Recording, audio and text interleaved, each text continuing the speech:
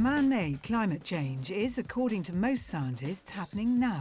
Leading climate experts also agree that nations have to drastically reduce emissions of greenhouse gases released from fossil fuels and need to stop cutting the forests that absorb carbon dioxide. But the world seems to be moving in the opposite direction. The challenge today is how countries can improve living standards without wrecking the planet.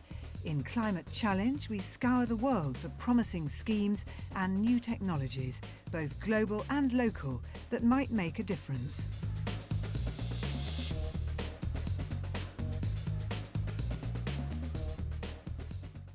This is not a war on oil and it's not a war on coal. It's a war on climate change.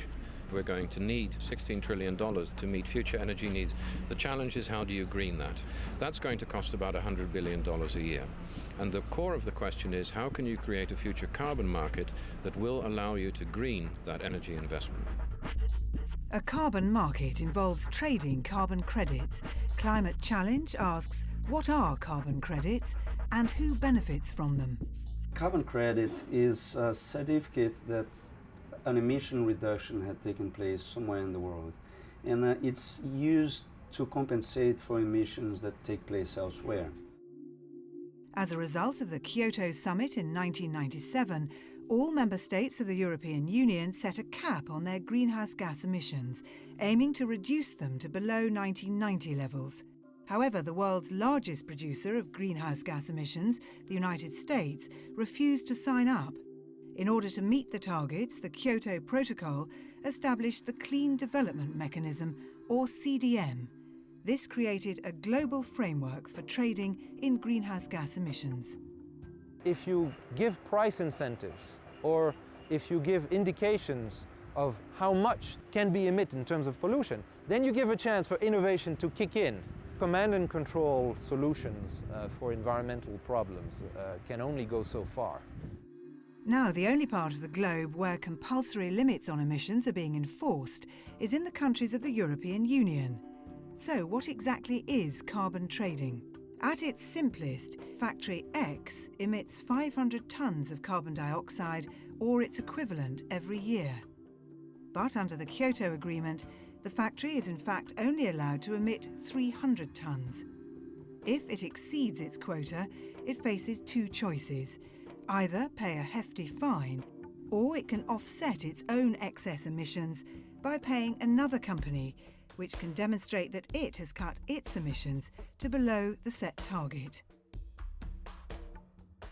Developing countries which have signed the Kyoto Agreement do not have to limit their emissions.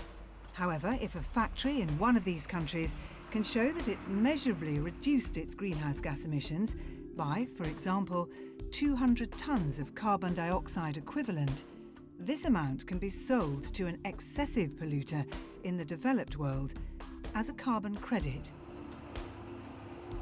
The Clean Development Mechanism currently covers only a limited number of factories and facilities.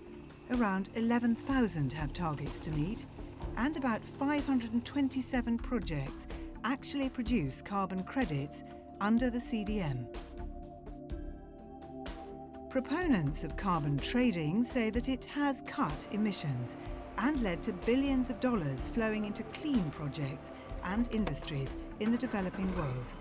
The cost of reducing emissions in China is much less than the cost of reducing emissions in a country such as the USA or Great Britain, and therefore we might as well pay for projects in China to reduce emissions rather than invest the same amount of money in a project in a developed country. But critics argue that the market cannot be trusted to solve a problem that it created in the first place. It's kind of pretending that we can keep on with these kind of carbon-intensive business practices and production. And at some point we have to kind of get back to the reality of the situation, that we can't keep on consuming fossil fuels at the rate we are doing. And emissions trading is just providing an elaborate justification for that. Doubts like these have not stopped entrepreneurs in the developing world seeing the benefits.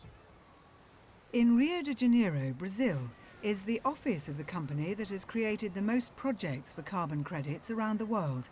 The firm, Eco Securities, has processed 150 million tonnes of carbon dioxide emissions in 350 projects.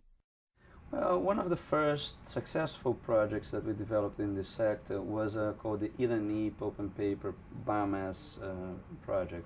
So on the 2nd of January 2007, they were issued 45,984 carbon credits from the activities that they conducted in the previous year.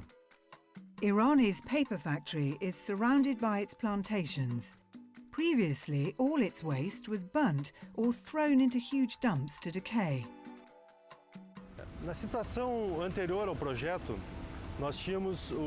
Before the project, we deposited all the forest rejects in dumps where it decayed, creating methane.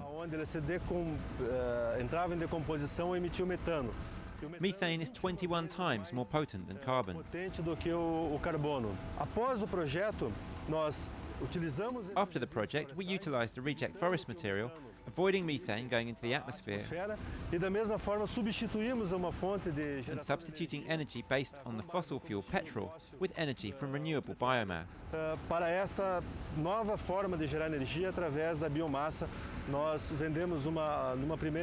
We sold the first batch of credits to Shell. In 2006, we delivered 169,000 tonnes of carbon. And Shell has already paid us. Now all the reject wood is conveyed to a new furnace where it's incinerated in this super efficient plant to make clean electricity for the paper factory. 6 million seedlings are planted every year, and their growth from this to this absorbs the same amount of carbon dioxide as is produced 15 years later when the trees are cut down and burnt. So this fuel is claimed to be carbon neutral. These plantations can store up to 400 tonnes of carbon per hectare, locking it out of the atmosphere. Most of the CDM credits are generated in developing countries by heavy industries like this one. But the process is a complex mix of accounting and science. Small-scale projects find it hard to finance the costly accreditation process. Well, under the CDM, you have to prepare first a project information note, then you have to submit it. It has to go before the CDM executive board. There is a verification of the methodology used, then there's a verification of the actions you have taken. If you do carbon emission reduction from a village, it can cost anywhere from $20,000 to $250,000 depending on the size of the project. Clearly, a village cannot afford to do it because much of the emission reductions involving a village is anywhere from 100 to 250 tons. So the transaction costs are huge. The amount of carbon emission reduction taking place is small. It doesn't make sense to go to this formal CDM mechanism. A voluntary, informal trade in emission reductions has sprung up outside the official CDM to cater for this market. The carbon emission reduction, also sometimes called carbon offset, is a system whereby it draws on the principles of the Kyoto Protocol, the Clean Development Mechanism. However, it is rooted through an informal system rather than more formal CDM.